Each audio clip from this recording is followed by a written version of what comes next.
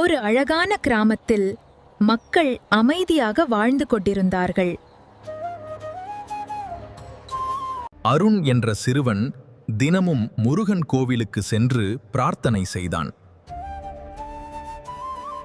முருகா, என் குடும்பம் சந்தோஷமாக இருக்க வேண்டும்.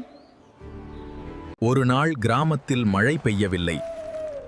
மக்கள் கவலையில் ஆழ்ந்தனர். அருண் தனது நம்பிக்கையை ஒருபோதும் இழக்கவில்லை. தினமும் விளக்கு ஏற்றி பிரார்த்தனை செய்தான்.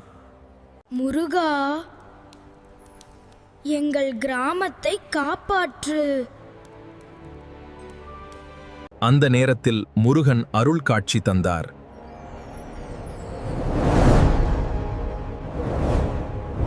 அருணின் மனநம்பிக்கையும் அவன் கொண்ட உறுதியும் கிராம மக்களை ஆழமாக தொட்டது. அனைவரும் ஒன்றாக பிரார்த்தனை செய்தனர். வானம் இருண்டது, மின்னல் பிளந்தது. ஒரு கணத்தில் இயற்கை தனது கருணையை பொழிந்தது. மழை பெய்தது, வறண்ட நிலம் மீண்டும் உயிர் பெற்றது. மக்களின் முகத்தில் சந்தோஷம் மலர்ந்தது.